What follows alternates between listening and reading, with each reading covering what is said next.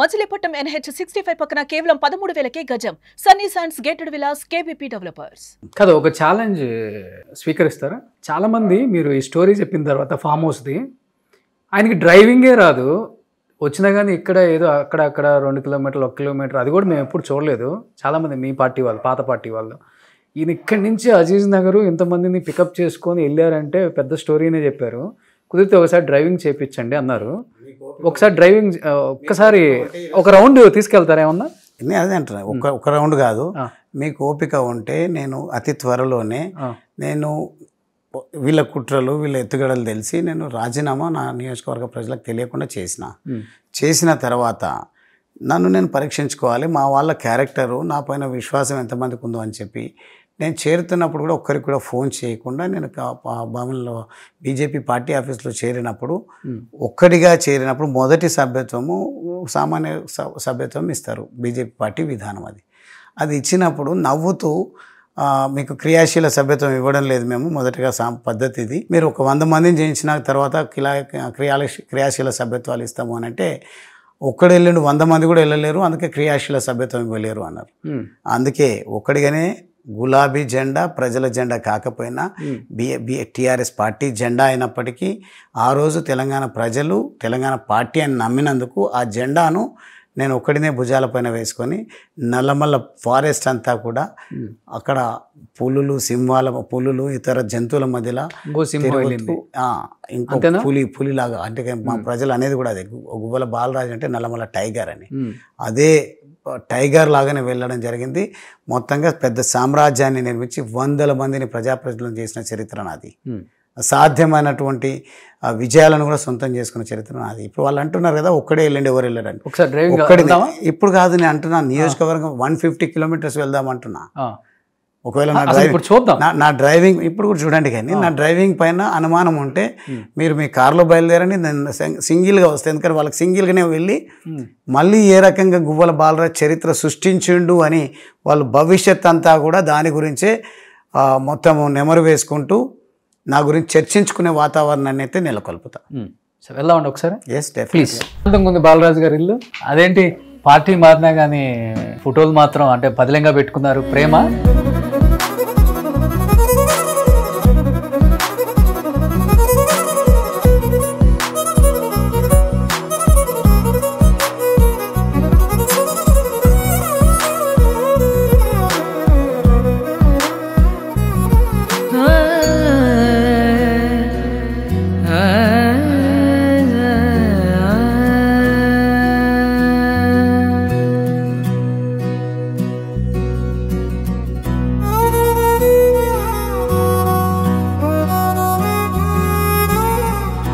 అలాగే తీస్తాం, వాళ్ళంత ఈజీగా తీయలేము కదా మేము. ఓకే, నేను వెళ్తున్నానో లేదో అప్పుడే మీటింగ్ పెట్టేసి రకరకాల కుట్రలు చేస్తున్నారు వాళ్ళు. ఫస్ట్ ఎమ్మెల్యే అయినప్పుడు అది ఫస్ట్ టైం ఎమ్మెల్యే అయినప్పుడు. ఓకే. సో పార్టీ మారినా కానీ ఆయన ఎదురుగా ఫోటో పెట్టుకున్నారంటే సో ఫోటోలకి ఏముంది, ఎవరి ప్రేమ వాళ్ళది. నాయకుడి పైన భక్తి గౌరవం, దేవుడి పైన భక్తి గౌరవం, దేశం పైన. అంబేద్కరిస్ట్ కదా మీరు? ఎస్, అంబేద్కరిస్ట్. ప్లేయర్లు నా పైన అభిమానంతో ట్రినిడాడ్ అండ్ టొబాగో నుంచి లారా గారు తన ఆటోగ్రఫీ పంపించి నా పేరుతో బ్యాట్ పంపించడం జరిగింది. ఓకే. సో ఇవన్నీ పిల్లలకు సంబంధించినవా? నేను సాధించినటువంటి మెడల్. మీరు? ఎస్. ఏది మన షటిల్ గెస్ట్ గా వెళ్ళినప్పుడు ఇస్తారు, నేను కొన్ని గెలిచినవి ఉంటాయి. సో క్రికెట్ లో చూడండి బాలరాజు గారు ఎన్ని అవార్డ్స్ తెచ్చుకున్నారో, మీ పిల్లల కన్నా మీరే ఎక్కువ అవార్డ్స్ తెచ్చుకున్నారు. బ్యాడ్మింటన్ కూడా ఇప్పటికి కూడా ఆడుతుంటాను నేను. ఓకే, ఎలానో లేచాం కాబట్టి బాలరాజు గారి పిల్లలు ఒకసారి చూడొచ్చు ఇక్కడ కంప్లీట్ గా. సో ఇది ఏజ్ లో ఉన్నప్పుడు అండి? First and second year. ఇప్పుడు ఏం చేస్తున్నారు పిల్లలు? 10th and 11th. 10th and 11th. Okay. So పెద్దోళ్ళు అయిపోయారు అయితే. నేనైతే చూశాను, పెద్దోళ్ళు అయిన తర్వాత ఎక్కడ కనిపించలేదు. సో ఇదంతా ఫస్ట్ నుంచి ఉన్న ఫర్నిచర్ ఇలానే ఉంచేసుకున్నారు నీట్గా. ఇట్లానే ఉంది కదా, ఏం మార్చలేదు ఇల్లు? ఏం మార్చలేదు. ఈ ఫ్లోర్ పైన అంతే. అంతే. మరేంది బాలరాజు గారు కోట్లు వేల కోట్లు సంపాదించారంటారు, చాలా సింపుల్గా ఉంది కదా. అబాండాలు అయితే వేయాలి కదా, అంతేనా? సో ఇప్పుడు బాలరాజు గారితో మనం కార్ డ్రైవింగ్కి వెళ్తున్నాం అనమాట. రైడింగ్ ఏమాత్రం సార్ 100 కన్నా ఎక్కువ పోరు కదా. సో బాలరాజు గారు ఇంటి ఎదురే మా కజిన్ది ఇల్లు అనమాట. వాసు గారు అని నా కజిన్, బాగా పరిచయం వాళ్ళు, మంచి వ్యక్తులు ఈ విల్ల.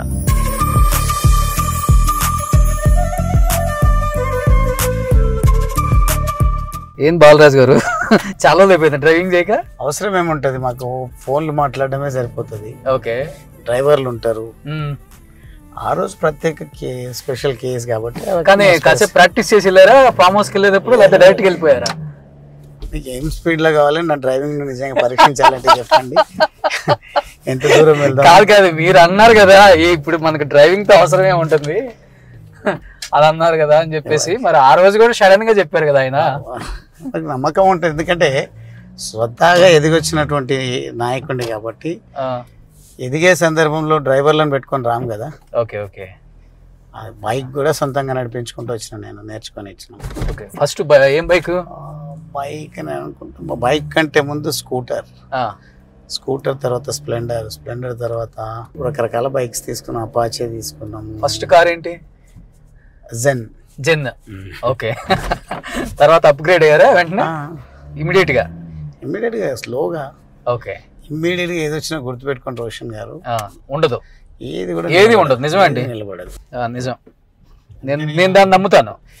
అందుకే భగవంతుడు గొప్పోడు, దేవుడు గొప్పోడు.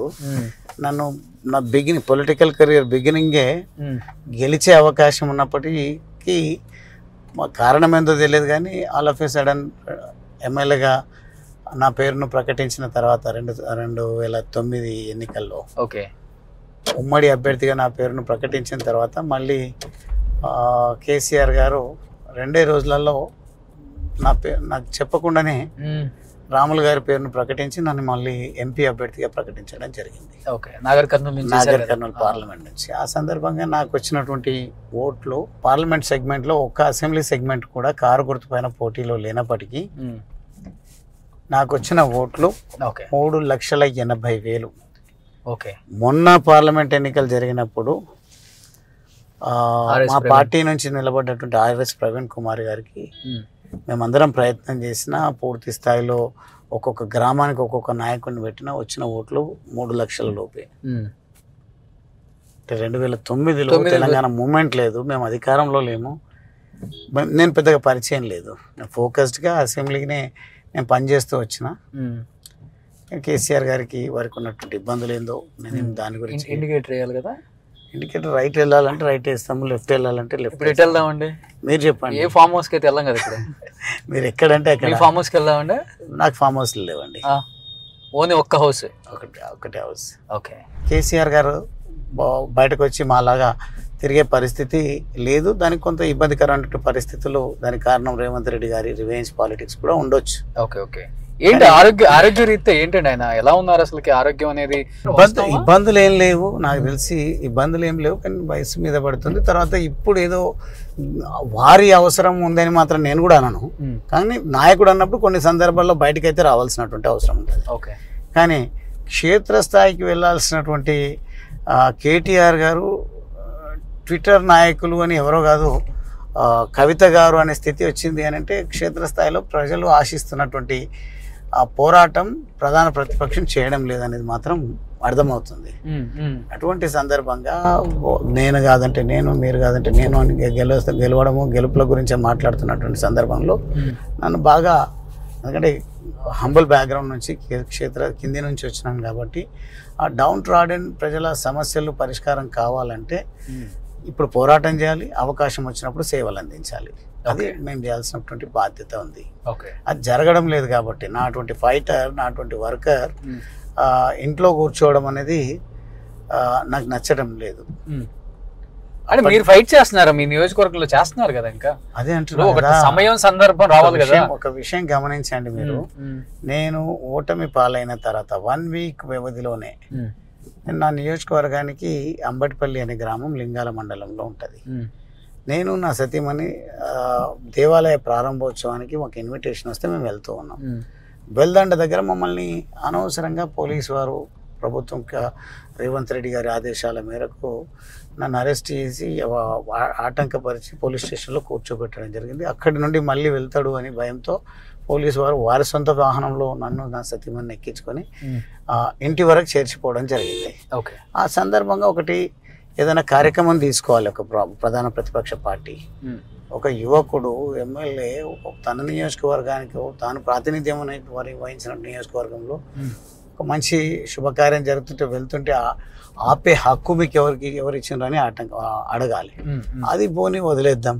నేను ఇంతకుముందు ప్రస్తావించినట్టుగా సాయిరెడ్డి గారు చనిపోయినటువంటి సందర్భంగా సాయిరెడ్డి గారి అంత్యక్రియలకు మన పార్టీ వెళ్ళలేదు.